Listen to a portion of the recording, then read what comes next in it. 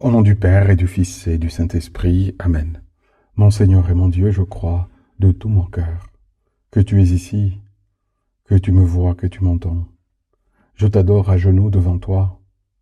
Je te demande le pardon de mes péchés et ton aide pour faire de mon mieux ce moment de prière. Ma Mère Immaculée, Marie, Saint Joseph, et toi mon ange gardien, intercédez pour moi.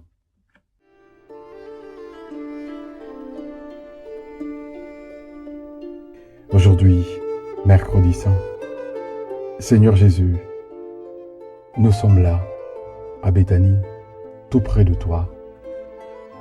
Ces jours-ci, tout semble à la fois calme et chargé d'un poids invisible. Il ne se passe presque rien aujourd'hui, dirait-on. Et pourtant, tout est en train de se réaliser. Oui, tout est en train de se réaliser. D'abord, avec toi, Béthanie, il y a un parfum qui se répand. Ô Jésus, nous entrons avec toi dans la maison de Simon le lépreux. C'est une maison simple et une maison qui t'accueille. Et ce n'est plus la même chose. Et là, sans prévenir, nous voyons une femme s'approcher. Oui, elle vient du dehors. Elle ne dit rien. Elle a un air grave. Elle casse le flacon qu'elle porte. Elle répand le parfum sur toi, Jésus. Et le parfum se répand. Toute la maison est parfumée. Seigneur, quelle audace! Quelle audace! Celle de cette femme. Et quel amour silencieux!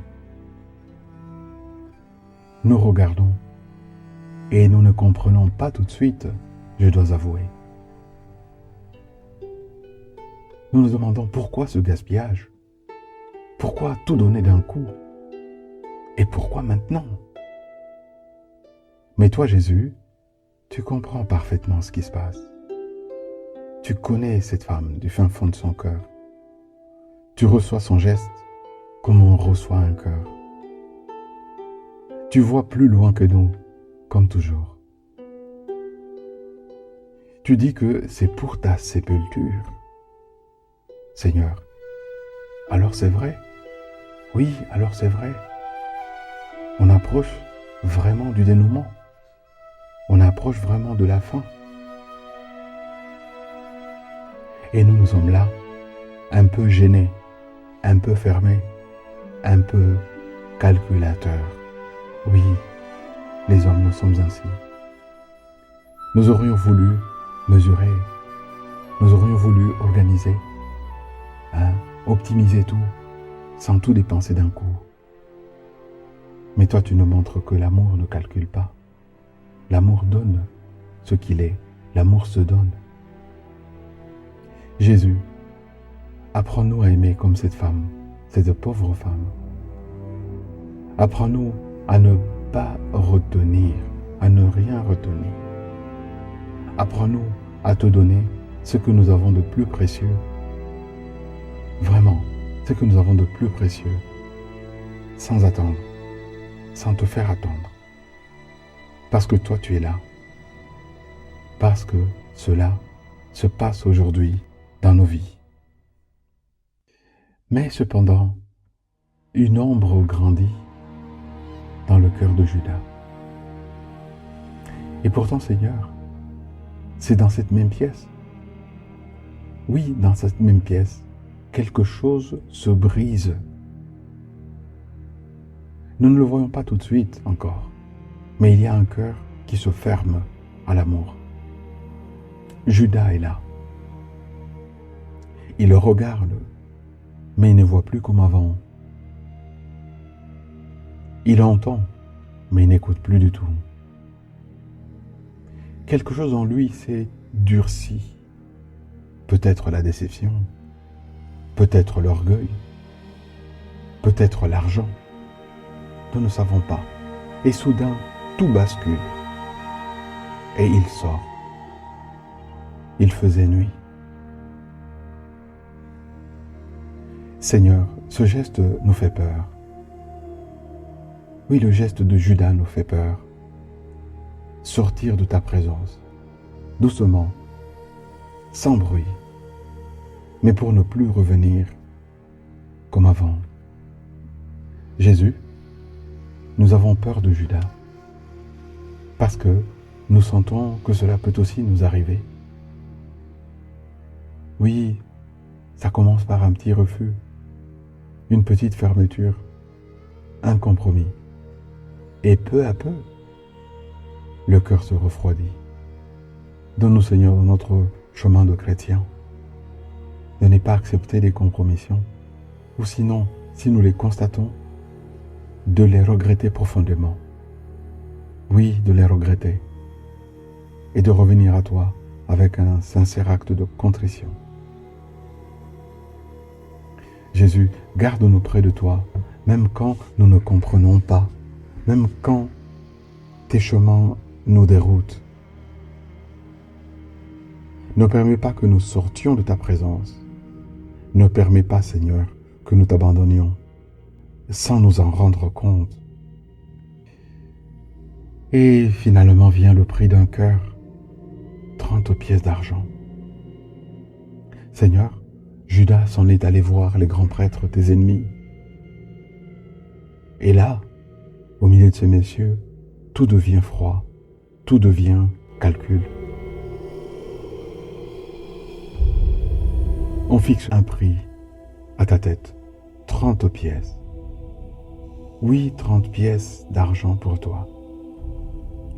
Seigneur, comment est-ce possible?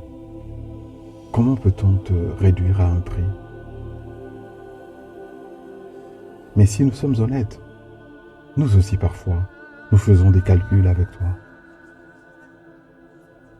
Nous donnons, oui, mais jusqu'à une certaine limite. Nous aimons, oh oui, mais sans aller trop loin. Nous obéissons, oui, mais en gardant une marge. Ô Jésus, toi, tu ne nous as jamais aimés à moitié. Et nous, en revanche, nous négocions. Seigneur, détruis en nous cette logique de calcul, cette logique de radin. Donne-nous un cœur libre, un cœur pauvre, un cœur qui ne marchande pas avec l'amour. Aujourd'hui, c'est un jour du silence, où le silence, on peut dire, en quelque sorte, règne avant la tempête. Aujourd'hui, il ne se passe presque rien. Il n'y a pas de miracle particulier, il n'y a pas de grande foule, il n'y a pas de grand discours. Juste une maison où tu te trouves, un parfum qui se répand, une trahison qui commence.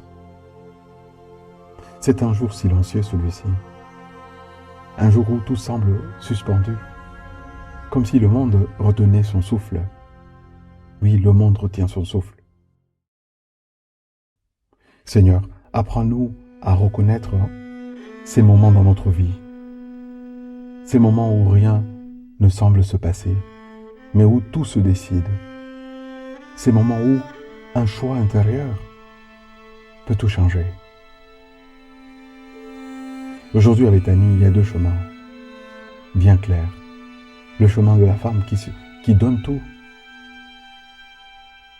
et le chemin de Judas qui se ferme. Jésus, nous voulons choisir. Nous ne voulons pas rester au milieu. Nous ne voulons pas être tièdes. Seigneur Jésus, en ce mercredi saint, nous sommes là avec toi à Béthanie. Nous voyons ton cœur si ouvert, si vulnérable, si offert. Donne-nous, Seigneur, le courage de la générosité. Donne-nous, Seigneur, la lucidité sur nos compromissions. Donne-nous, Seigneur, la fidélité dans les petites décisions de chaque jour. Ô Jésus, que nous ne te vendions jamais pour rien au monde. Que nous ne t'abandonnions jamais en silence. que nous ne fermions jamais notre cœur à toi. Et si un jour nous nous éloignons, ramène-nous, Seigneur, le plus rapidement, comme tu le feras plus tard pour Pierre, mais avant même qu'il pleure. Seigneur, nous voulons rester avec toi aujourd'hui, dans ce silence, dans cette attente, parce que nous savons que demain, tout va commencer.